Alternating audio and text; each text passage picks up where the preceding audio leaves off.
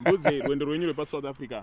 Rwendo rwedu rwepaSouth Africa mukomazigo rutobudirira musi wa 28 iwo mwedzi uno watiri kusvika musi wa 2 June tinenge tirimo muSouth Africa paSenton patichange tichiita ma1-on-1 nevanhu vese vane matambudziko akasiyana siyana. Like vai vaitaisa hatikwanise kuenda kuZimbabwe tinenge tiri pabasa, dzimwe dzenguva tinenge tiri busy, saka tiri kuti izvozvi ndo mukana wacho wokutosangana nemunhu waMwari. Munhu waMwari ari kutoya ikoko South Africa asi hatisi kuuya kuchechi. Yes, mutumwa masango. Yes, yes, tatumwa kunoloka yes, kunoloka aiwa apa toda kunoloka. Saka maloko anenge achisangana nawo ikoko vairi kuti zvinhu hazvisi kufamba, vanenge vachisangana nazvo kupi, vanenge vachibatsirwa ipapo. Vamwe vari kurwara nematambudziko akasiyana siyana, mabhizimusi asiri kufamba zvakaita sei zvakanaka. Tiri kuti ndo nguva yacho iyoyi munhu waMwari achange arimo muSouth Africa paSenton ipapo. Ende hatisi kuenda kuchechi ba, aiwa tiri kuenda kunoita ma1-on-1 chete. Hatisi kuzoenda kungounganidza vanhu kuti ngatimbopfeka magemenzi tichinamata, no.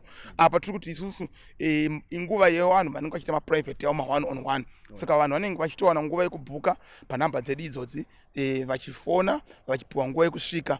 Vanhu hatitoda kuti vanhu vaungane, vanhu vachisangana ipapa, toda kuti vanhu vapinde mumwe nomumwe achiuya pachezvake achiitirwa minamato yake. Iwo ndo ruziva dambudziko rako. Saka tiri kuti matambudziko ane vanhu mukomaziko akasiyana siyana, asi kuti munhu wakauya unobatsirwa nomunhu waMwari. Saka ndo mukana wacho. Zvakanaka. I think nyasha dzikawanzwa kwandiri ndinogona kunge ndiriko pamwe nechitokubatsiraiwo kunoita ndizvo kubatsira. Ndo zvazvinoita anzi kana wakatowana vanhu vaMwari uchifamba navanhu vaMwari kuri kuti watova muzodziwawo. Pane zvinhu zvakutoitika ipapo. Kunze ainzani muBhaibheri uyu mambo wekutanga wevaIsraeri Sauro akasangana nevana vevaprofita vachiprofita, mweya wekuprofita wabva wamubata patanga kuti wabasa. Saka zviri izvozvo zvose zvinotongowanikwa, asi kuti aiwa vagari veSouth Africa wanirwa inyasha nemunhu waMwari, mutumwa masango achange arimo muSouth Africa. Vamwe kuti amakiya tingoite kungonzwa yauya mumaone mega muchimboitirwa papo wobva watestwa kuti ndizvo zviri kufamba here zvechokwadi, zvichibva zvaita se zvaita. Ndinotenda kuti Mwari anotiwanira nyasha ende Mwari ndiye anochengeta vanhu.